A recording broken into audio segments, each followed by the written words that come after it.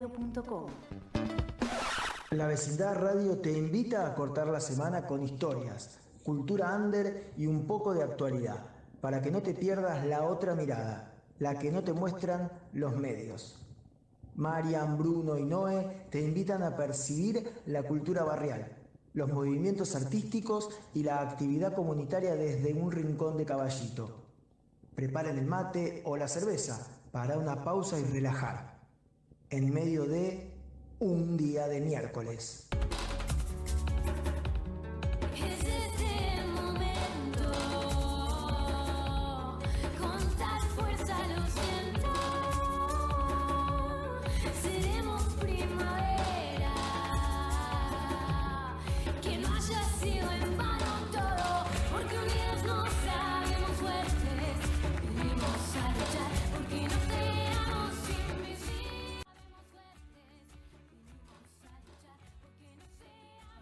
La tarde, otro miércoles. Frío. ¿Seguimos con esta neblina? Sí, en medio del otoño. Todavía no es invierno. Estamos en otoño recién preparándonos, escuchanos y conocer todo lo que viene hoy. Marian, contame, ¿qué vamos a tener hoy en Géneros? En la sección de Género e Identidades se nos sube al programa la licenciada María Inés Alvarado, donde nos va a contar cómo fue el 3J, ¿sí? El 3 de junio, que hace 7 años miles de mujeres y disidencias se unieron en un mismo reclamo impulsados por la indignación y por el hartazgo. Al mismo tiempo, nació este espacio de contención. Sin dudas, el Ni Una Menos. Interesantísimo, quédate con nosotros. Les recordamos, lo mencionamos siempre, pero vale la pena volver a decirlo. Pueden sumarse todos los proyectos que quieran formar parte de este espacio. Para nosotras es fundamental que todas las ideas puedan ser escuchadas. Por eso pueden escribirnos por mail a undiademiércoles94@gmail.com. Se los recuerdo, undiademiércoles94@gmail.com. Y bueno, además hoy podemos decir que tenemos el equipo completo. Lo tenemos a Bruno Corti, que está dándolo todo en esta producción. Y lo van a escuchar contando las notilocas. Volvieron las notilocas que bueno tanto eso. extrañamos. Ni hablar. Para mí es una sección muy divertida, linda, así que quédense con nosotros. Además, bueno, tenemos una entrevista con la actriz y maquilladora Carolina Schwader. Carolina nos va a estar hablando de máscaras y maquillaje artístico. Tenemos una efemérides muy especial con un invitado que nos va a hablar sobre el 40 aniversario de la rendición de las Islas Malvinas. Sí, así es. En un ratito nada más vamos a poder conversar con él. Quédate con nosotros y escuchanos por la página de la radio, lavecindadradio.com. Les recuerdo, lavecindadradio.com. También por YouTube, ingresás igual con el mismo nombre, lavecindadradio.com. Y nos encontrás a nosotros en Facebook e Instagram como @cortamoselaire. Te repito, @cortamoselaire. Podés ver las entrevistas a través de YouTube y nos encontrás como un día de miércoles. Agradecemos como siempre la radio que nos recibe en este espacio. Gracias Ale, al operador, y seguimos con un poco de actualidad. Estás escuchando Un Día de Miércoles, la actualidad en la Vecindad Radio.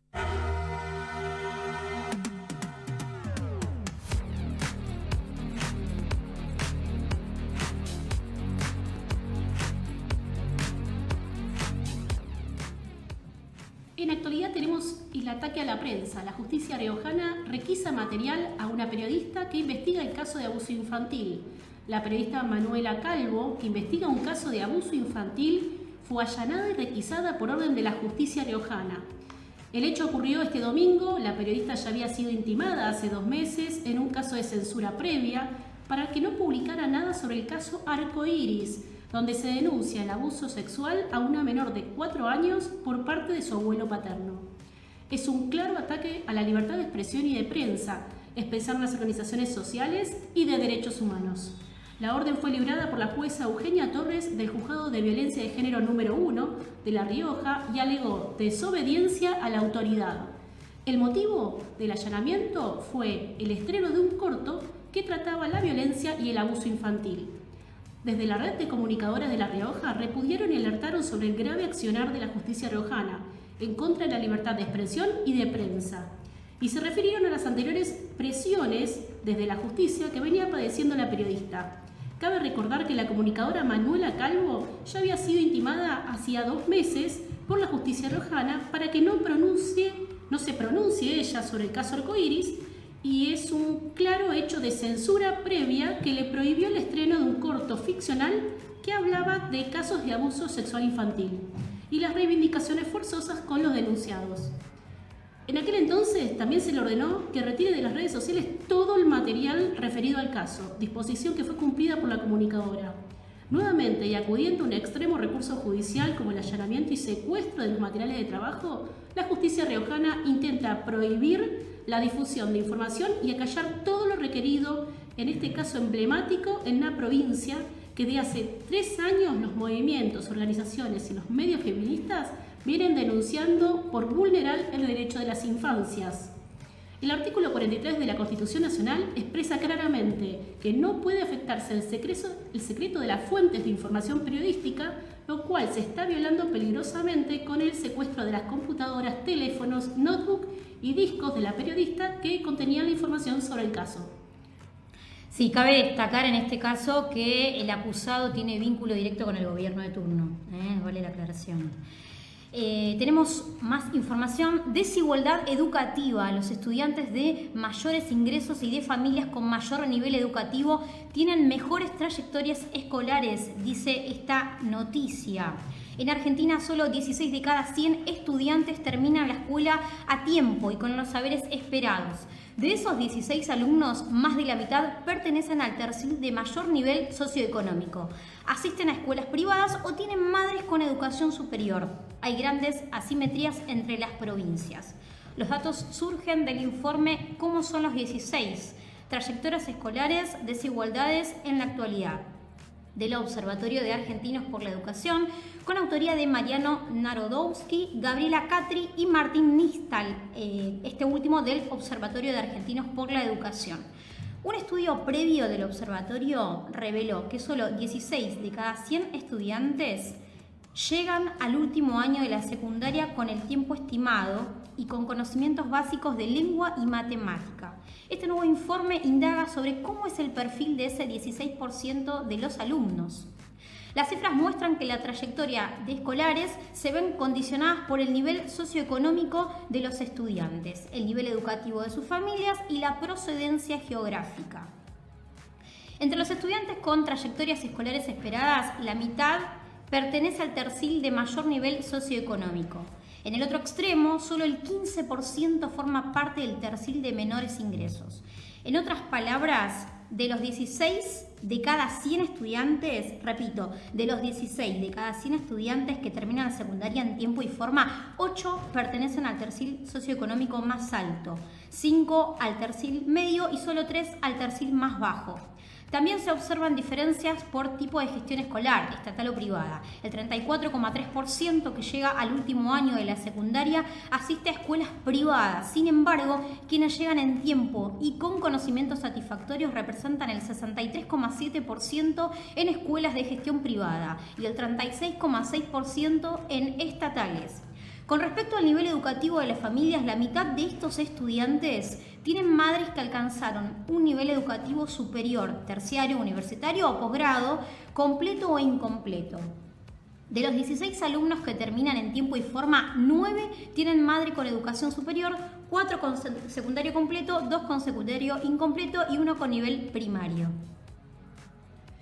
Expertos en derechos humanos instan a reforzar la protección del medio ambiente para salvar vidas. Una veintena de expertos de la ONU en derechos humanos afirmó este lunes que se necesitan esfuerzos mucho mayores para salvar millones de vidas cada año y llamó a los países a implementar cambios constitucionales y leyes ambientales estrictas con este propósito. En un comunicado conjunto publicado en vísperas de la reunión de esta semana en Estocolmo para discutir sobre el tema, los especialistas señalaron que esas conversaciones deben partir del reconocimiento del derecho de todos a un medio ambiente saludable. Los relatores recordaron cómo los derechos humanos inspiraron elementos claves de la Declaración de Estocolmo de 1972. Un enfoque basado en los derechos también ayudaría a concretar la energía verde, mitigar el cambio climático, proteger la biodiversidad y lograr la eliminación de las sustancias tóxicas, así como a respetar los derechos de los pueblos indígenas. Estas fueron las noticias de la semana. ¿Continuamos? Estás escuchando Identidades. Hablamos de género en un día de miércoles, por La Vecindad Radio.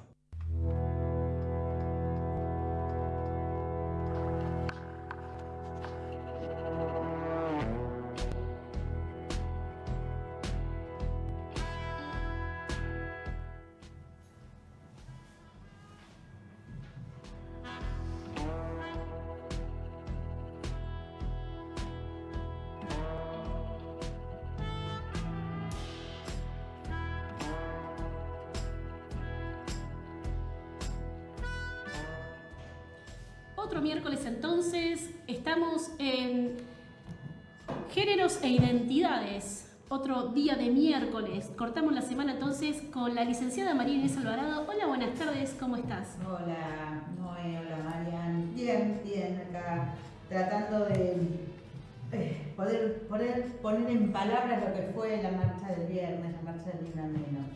Como bien decías, al principio se cumplen 7 años de la primera marcha, una marcha que se registró justamente el 3 de junio, cuando un grupo de mujeres, representantes de distintos movimientos sociales, decidieron poner en el cuerpo este reclamo que, bueno, tan necesario en la sociedad y dentro de los grupos de mujeres, cansadas, hastiadas de la violencia machista que se lleva miles de mujeres todos los años. La protesta de este viernes pasado tuvo como énfasis exigir una reforma judicial que tuviera en cuenta justamente el lugar que estamos teniendo las mujeres, la falta de oportunidades, la falta de igualdad de condiciones, las violencias que sufrimos a diario, que se haga efectiva la aplicación de la ley de educación sexual integral, de la ESI, que está sancionada desde el año 2006 y que viene siendo tan discutida, tan peleada en las instituciones educativas, y por supuesto también trabajar el tema de la ley integral trans, de que las personas transexuales, transgénero, travestis puedan ser insertadas tanto en los ámbitos formales de educación como en los espacios laborales, que tanta dificultad trae, ¿no?, para estas personas, y la aplicación de la ley Micaela como herramienta fundamental para transformar específicamente los ámbitos de trabajo, los ámbitos públicos. Ese fue un poco el contexto de la marcha del viernes, una marcha que se vio principalmente tenida el color violeta, que es el color que identifica los movimientos de mujeres, pero donde también se vieron muchas protestas de grupos sindicales, ¿no?, y de agrupaciones de mujeres que desde hace mucho tiempo venimos reclamando que paren de matarnos, ¿no?, que es el eslogan principal que tiene Ni Una Menos.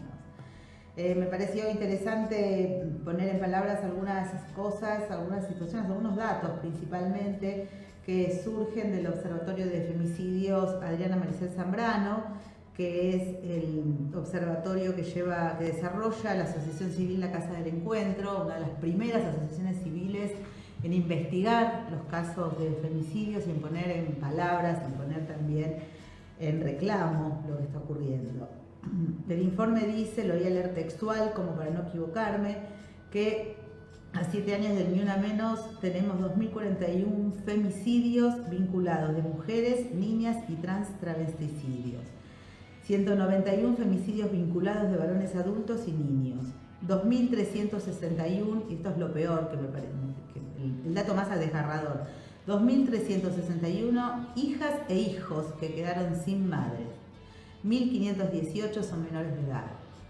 O sea, estamos hablando de un flagelo que afecta de forma directa en las niñeces, ¿sí? Estamos hablando de que más de 2.000 niños y niñas quedaron sin madre y, por supuesto, el quedar sin madre en casos de femicidio, desamparados de un montón de temas que tienen que ver con la protección legal, porque la mayoría de estas mujeres fueron muertas en manos de sus padres.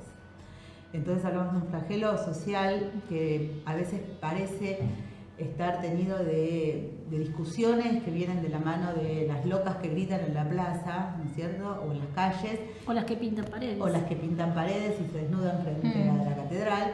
Y no, estamos hablando de una situación terrible, de una situación en la cual estamos generando generaciones de niños y niñas que no tienen un referente adulto o adulta que les esté explicando y enseñando cómo es vivir en paz, ¿no? Y vivir en condiciones que tendrían que ser normales o de la normalidad. También muchos de estos niños y niñas quedan en manos de la familia del agresor, ¿no? Que es otro tema que también sí.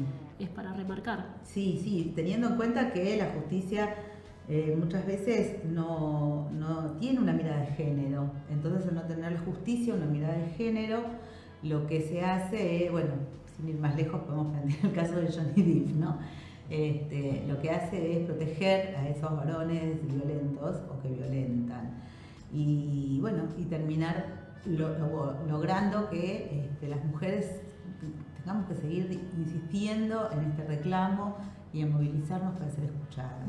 Igual también creo que en ese caso que nombraste es desviar el foco, ¿no? Porque son famosos y no ponerlo donde verdaderamente va. Exacto, eso es lo que realmente pasa, ¿no? No se pone el foco en el problema que es la violencia machista, que es el verdadero flagelo, a donde hay que atacar, ¿sí? Porque siempre hablamos de la violencia hacia las mujeres, hablamos de femicidios, pero ¿cuál es el problema? El problema es esta violencia estructural, presente en todos los ámbitos, que tiene que ver también con la violencia simbólica que vivimos a diario, que vemos a diario, que hace que las mujeres sigamos siendo objetos de consumo para el patriarcado.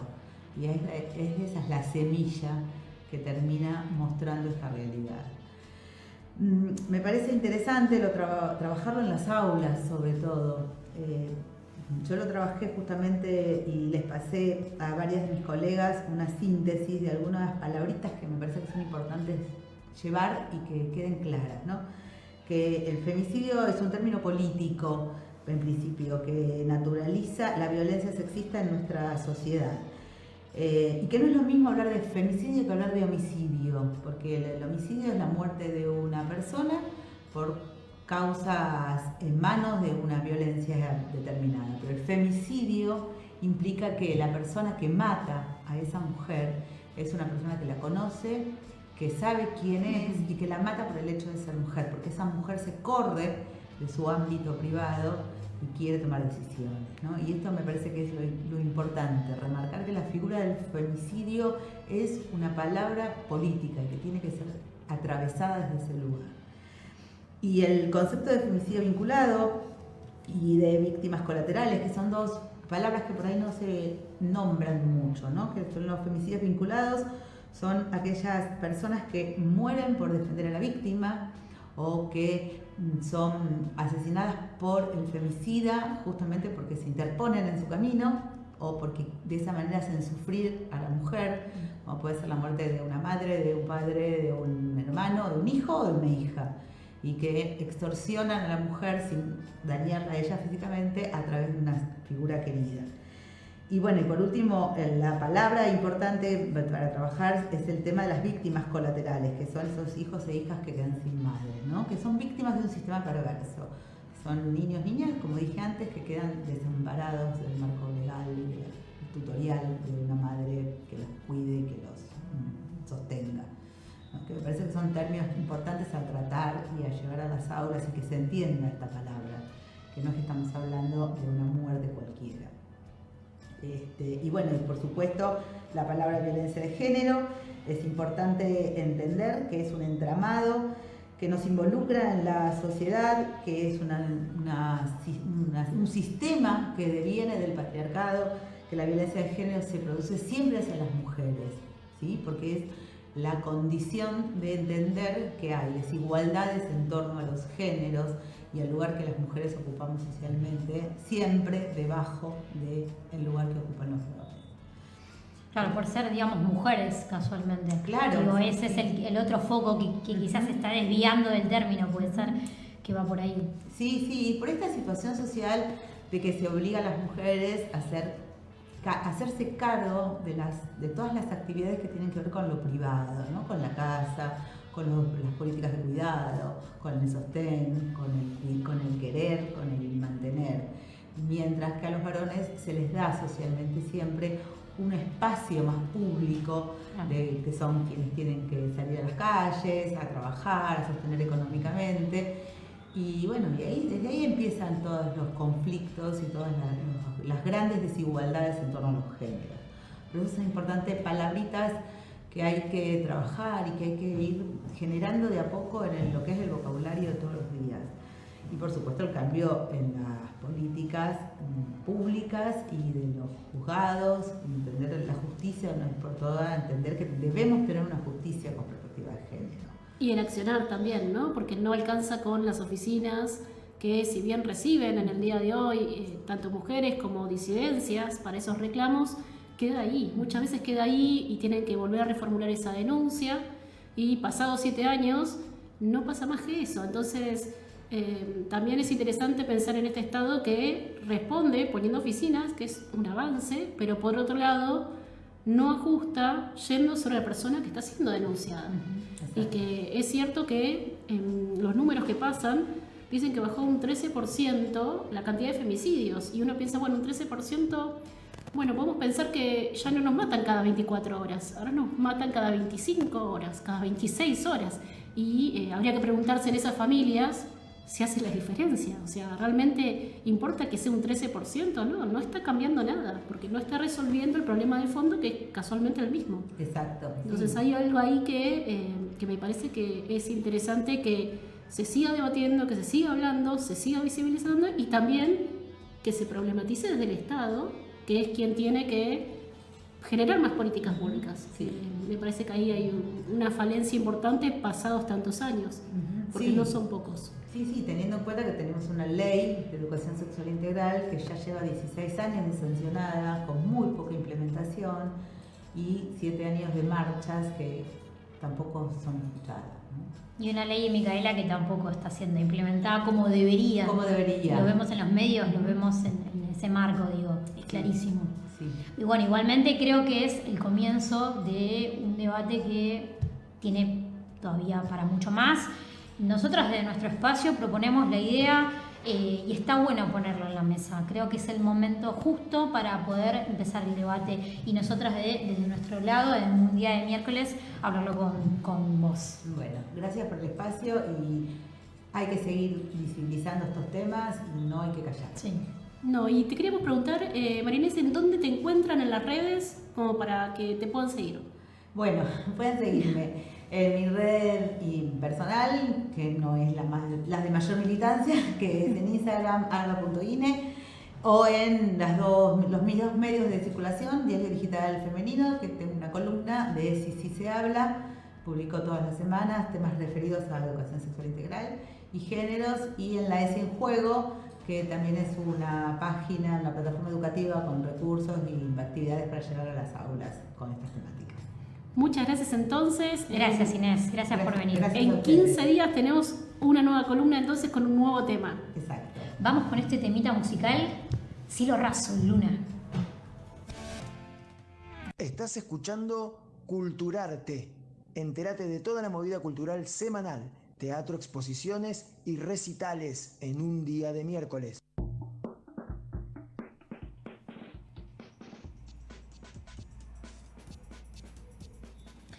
Y hoy en Movida Cultural le hablamos de teatro porque tenemos 2 obras para recomendar. Los Nadie es, por un lado, una obra maravillosa. Si tienen posibilidad de ir a verla, se va a estar presentando en el Centro Cultural Polaridades. Queda en Quilmes, la calle es Andrés Baranda 842. Es un centro cultural muy grande, lindo, hermoso. Se presenta esta obra escrita y dirigida por Rodrigo Gramajo, con la actuación de Franco Leonardo Segovia, Leonardo Daniel Baugot, Natalia Valdés y Gastón Núñez. Inspirada en el poema homónimo de Eduardo Galeano, la obra propone visibilizar y denunciar la realidad en la que históricamente es obligada a vivir una gran parte de la sociedad argentina. Se presenta este viernes 10, así que estamos ahí nomás de la obra, 2 días. Puedes hacer tu reserva de entradas por chat de Facebook, Instagram o WhatsApp al 11 73 65 81 53. Tenemos también una obra que se va a estar presentando acá en Cava, en Bululú, en el Club de la Comedia.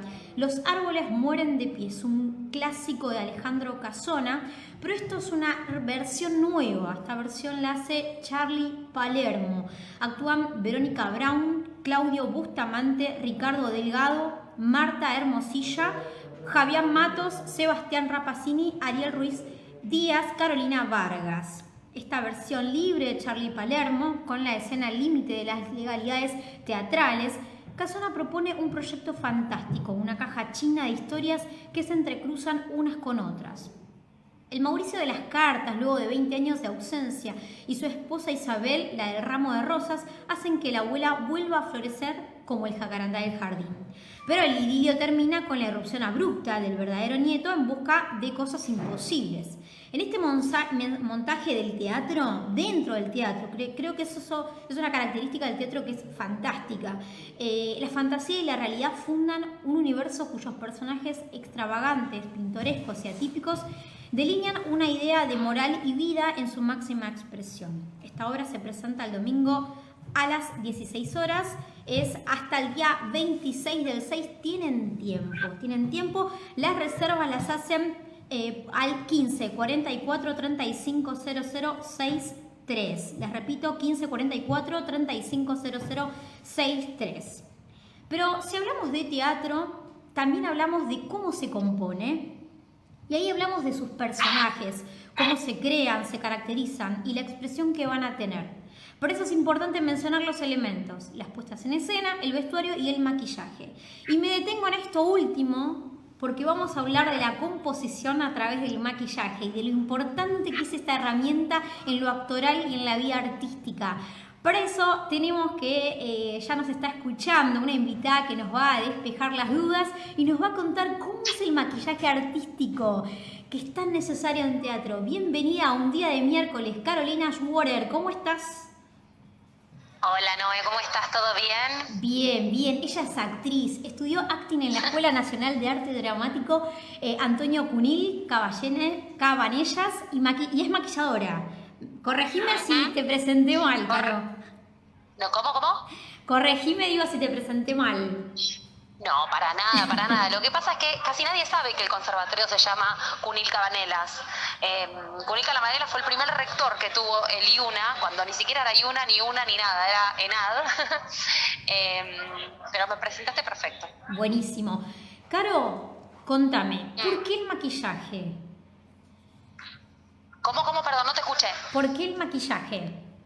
¿Por qué el maquillaje? Sí. A ver,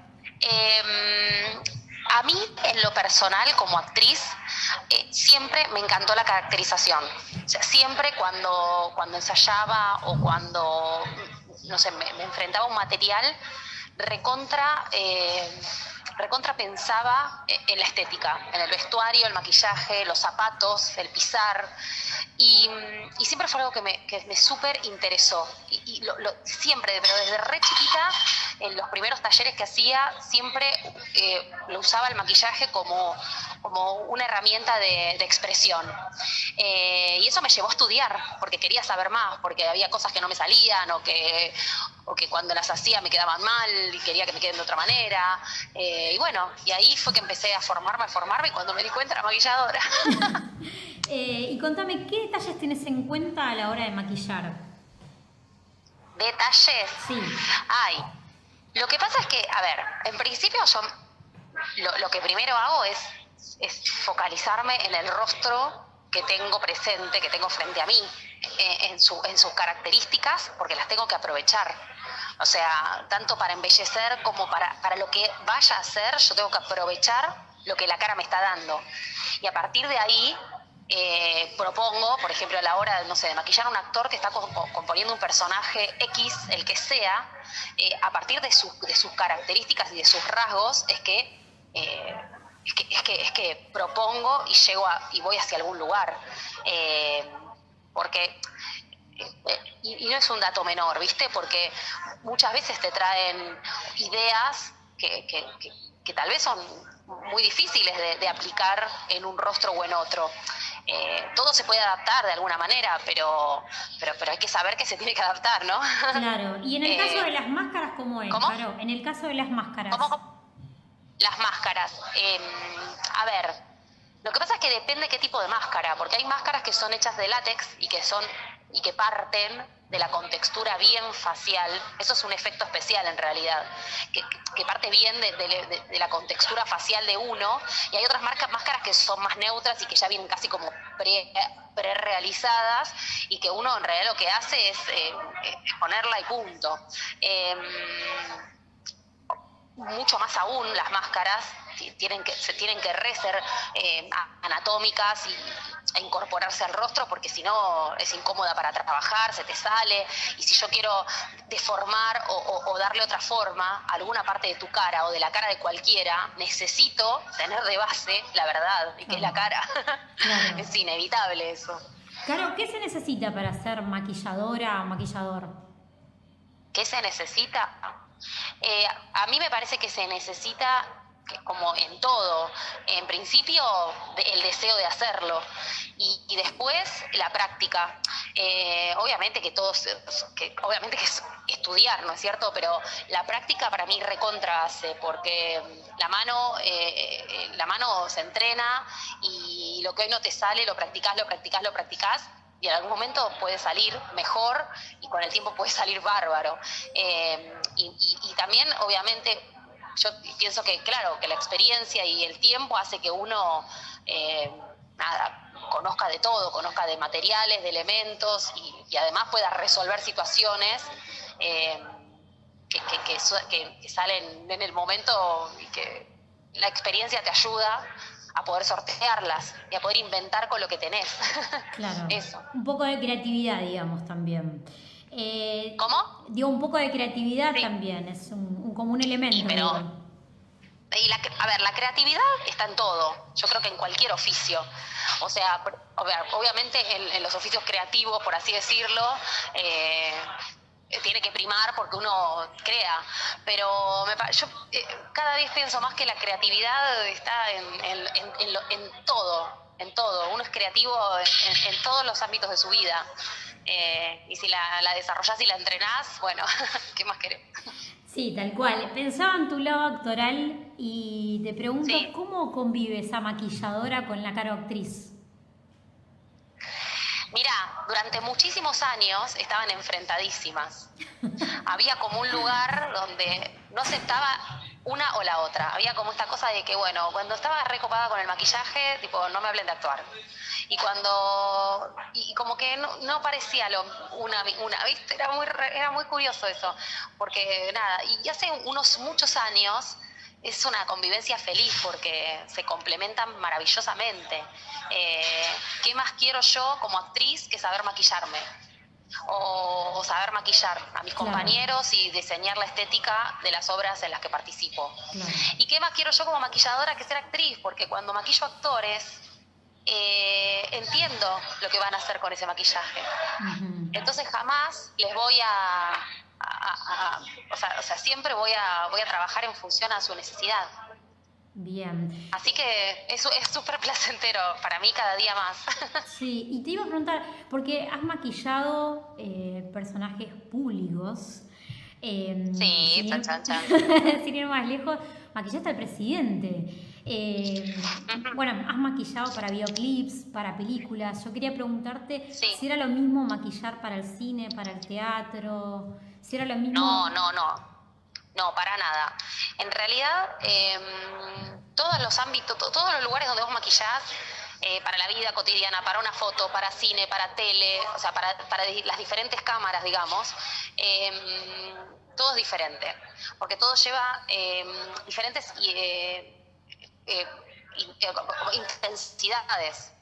La cámara se come un montón el maquillaje. O sea, si yo, como estoy maquillada hoy, para salir a la calle, me pongo frente a una cámara, prácticamente parece que estoy, ni siquiera que estoy maquillada, Claro. ¿entendés? No se Que es lo que percibe la parezco pintura, que encima claro. estoy enferma.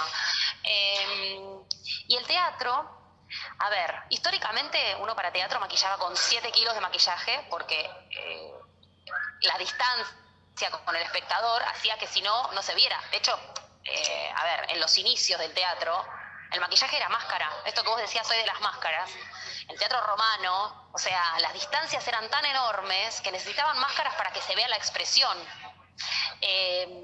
hoy en día, el teatro es más de cámara, la distancia es mucho menor, las salas son de 30, 20 espectadores, entonces uno tiene que también afinar mucho la mano y la cantidad de producto que pone, porque también la idea es que ayude a construir una verdad, ¿no es cierto? Claro.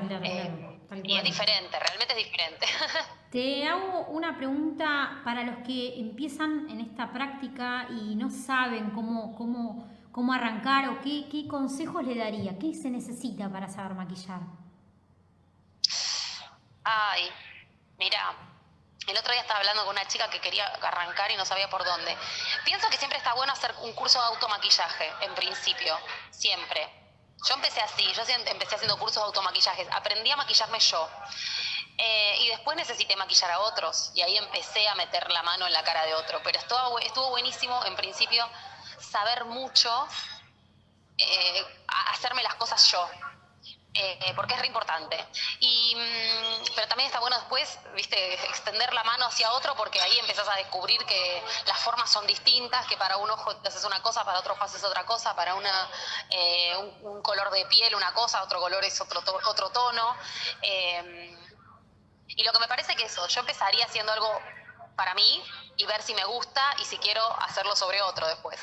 Y en principio, bueno, comprar algunos materiales y de a poco ir armando un maletín. Bien. Yo estoy más que agradecida, Caro, con la información. Nos adentraste a un mundo que nosotros no conocíamos y es más que interesante. Creo que da para contar mucho más y más relacionado al teatro. Dejamos los medios de contacto para que puedan escribirte, van a estar en las redes, pero además lo mencionamos. Te pueden escribir por mail a csjorer@gmail.com. En Facebook te encuentran como Caro Makeup y en Instagram _Caro_Makeup. Dije bien, ¿no? Perfecto, maravilloso.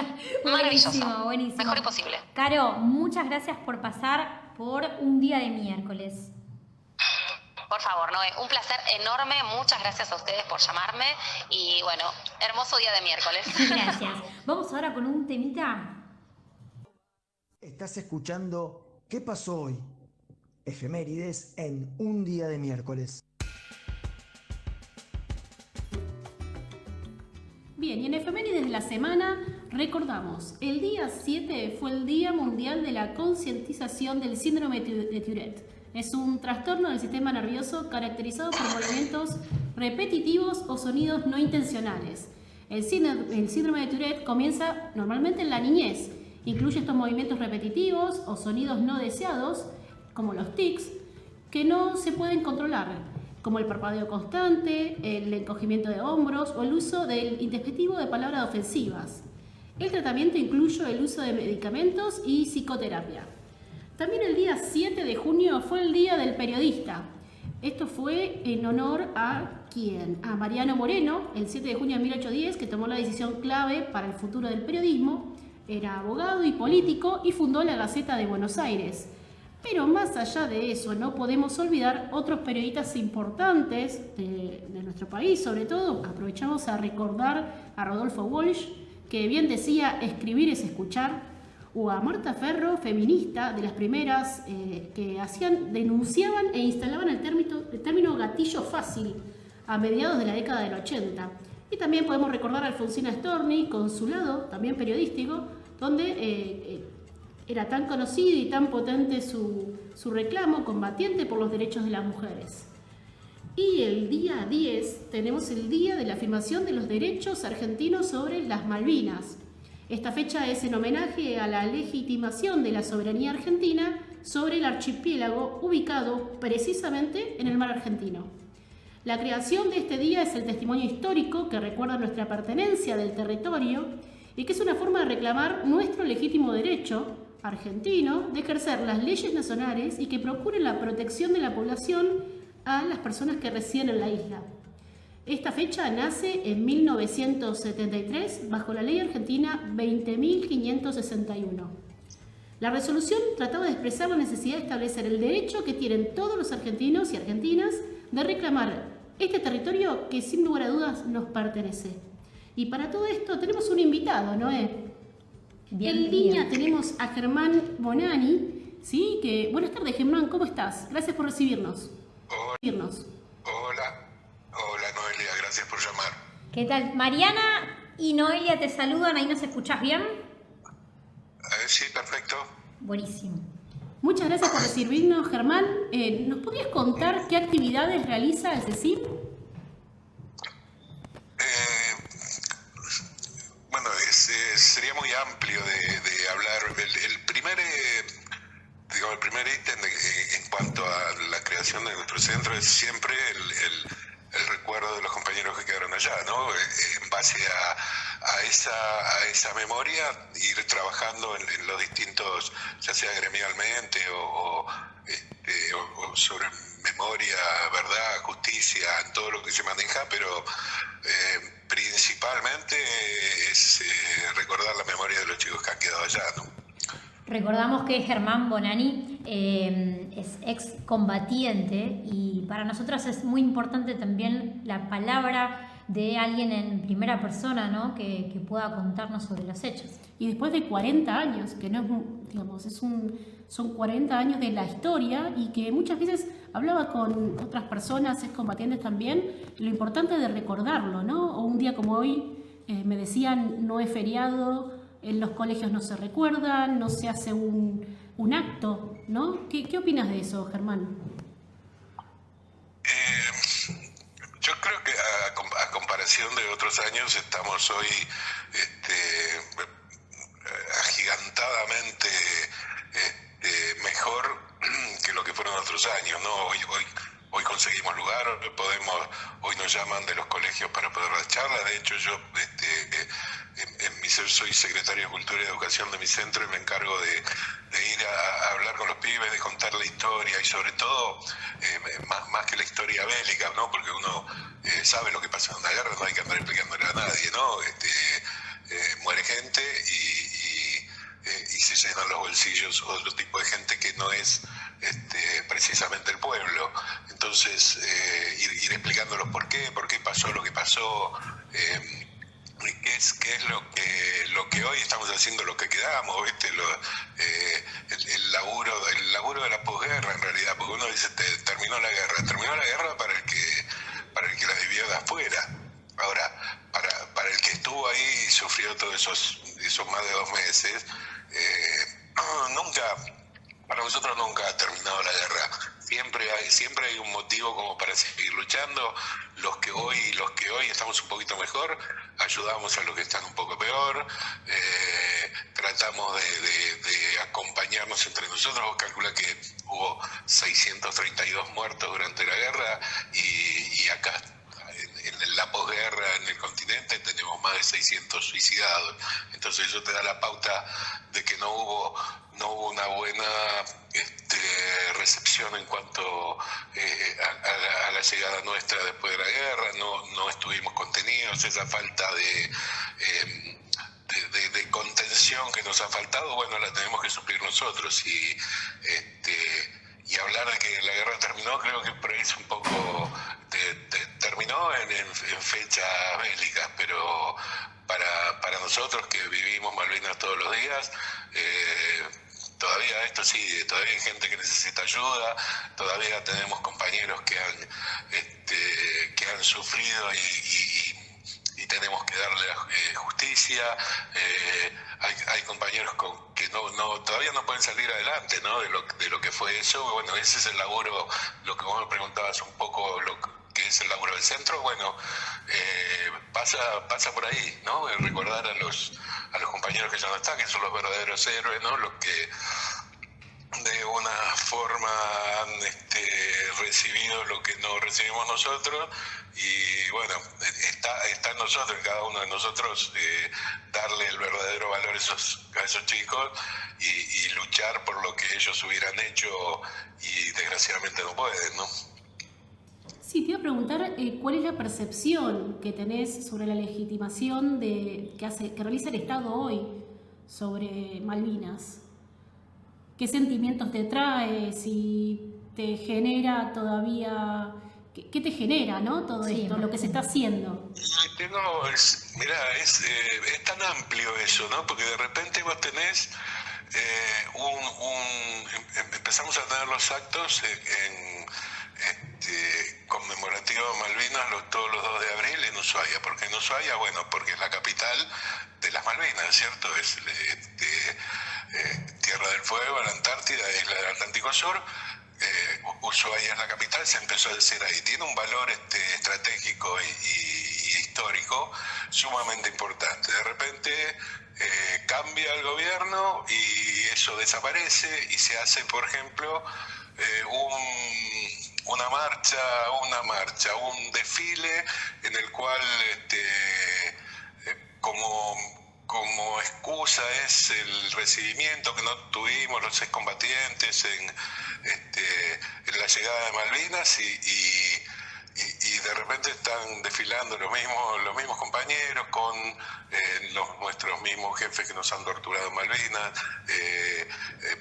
2 militares que han atentado contra la democracia de Alfonsín, todo metido dentro de la misma bolsa, desaparecedores, tipos que han estado presos por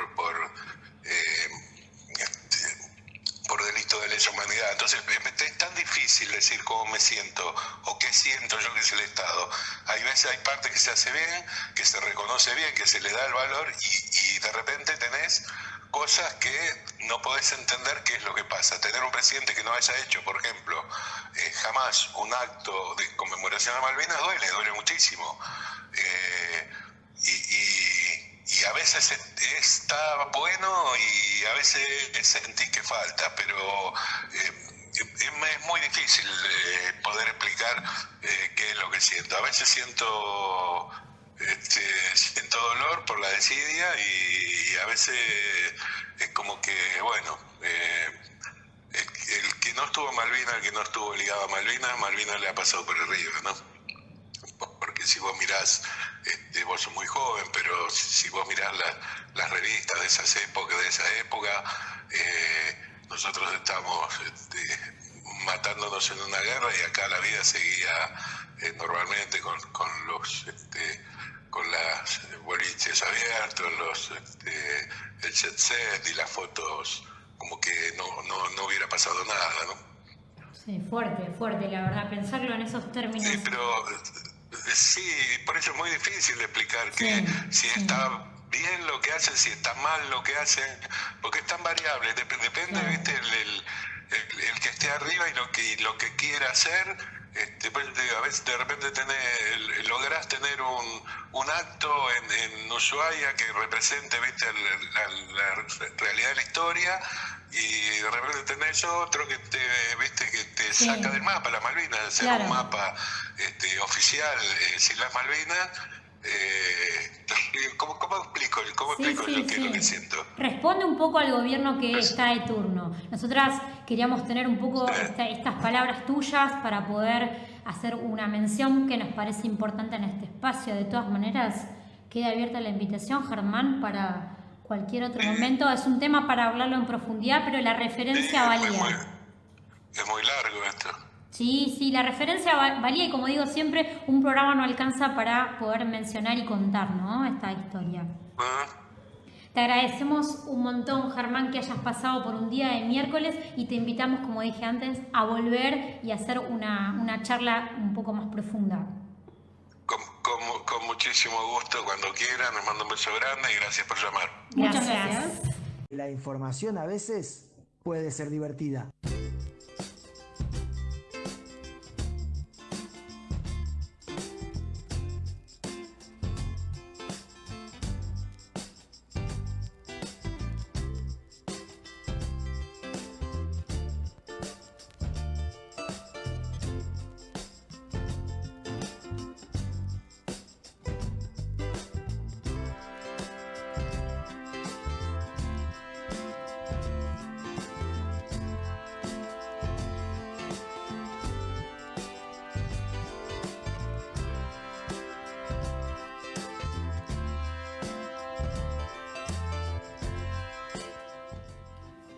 Bien, y en Notilucas tenemos una gallina errante es detenida en el área de seguridad del Pentágono. Una patrulla de rescatistas de animales en Virginia respondió a una inusual situación de seguridad nacional.